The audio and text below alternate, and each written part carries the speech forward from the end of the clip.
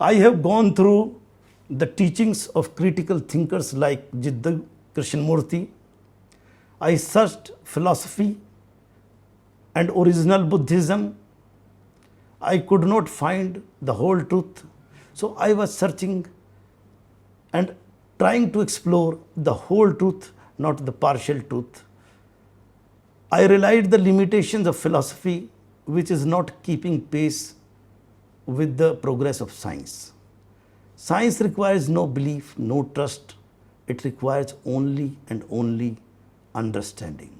So I moved from believing to knowing to understanding or exploring the truth of everything without accepting or rejecting anything.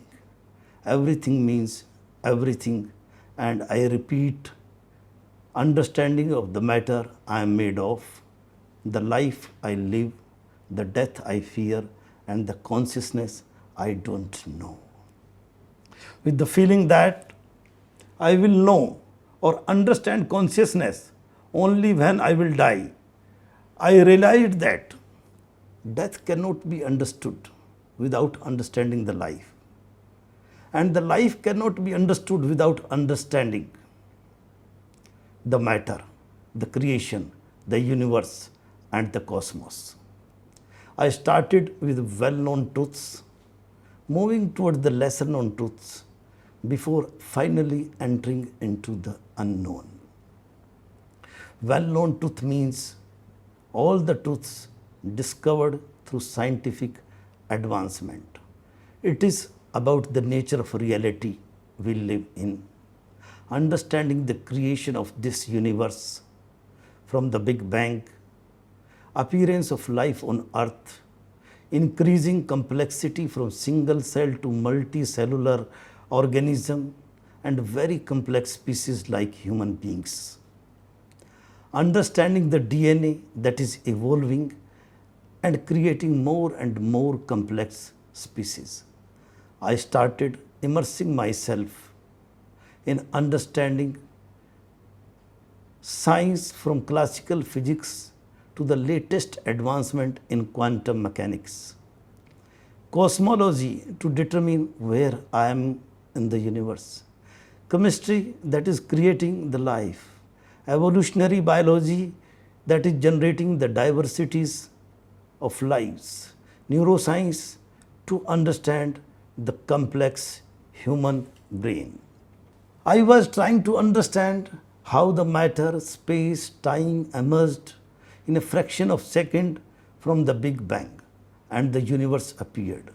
How the space expanded, how the stars appeared, how the dying star formed all the elements we have in our periodic table, how the chemical processes produced the first life under the sea and then on the earth, how evolving DNA has produced billions of species, including the human being with most complex organ, the human brain. The next biggest question and challenge before me was to have perception of consciousness. For that, I have gone through various types of meditations available in the market. The initial step in all these meditation practices is to practically calm down the body, and then the second step is to still the mind. The basic goal of all these meditations is to control thoughts. For this, they recommend getting into certain postures, breathing in a certain way, concentrating on a single point or object, chanting a prayer or repeating a mantra over and over again. They insist on concentration, practice, and control.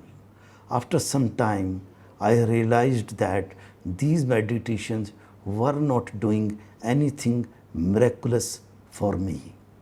Adopting a certain sitting posture increases blood flow to the brain. Deep breathing results in increased oxygen intake only. These meditative states were certainly soothing but were very fleeting.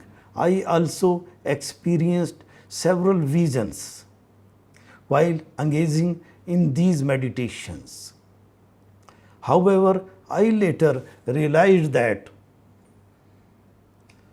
all those experiences were the result of imagination or information already planted by many gurus or their followers.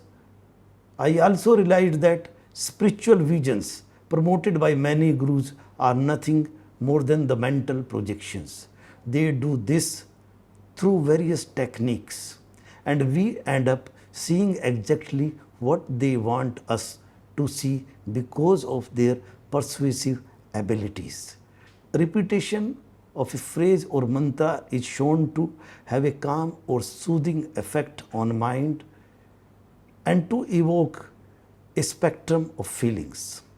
But the words are nothing more than the words. Words are empty. The word God is not God. The word love is not loving.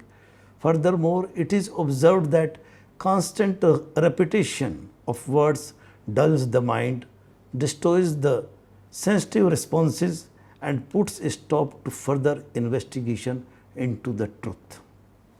In the majority of the meditations, all the perspectives were external. The focus was solely on calming the conscious mind, and the inner processes of working of the mind were completely ignored. So, the benefits gained from all these meditation practices were transitory only. Meditation is of marginal value if life is not free from anger, jealousy, envy, greed, anxiety, and hatred. Meditation without the foundation of righteous behavior is only a form of self-hypnosis. It is also observed that thought cannot be controlled, and the only way to control the thought is understanding the thought.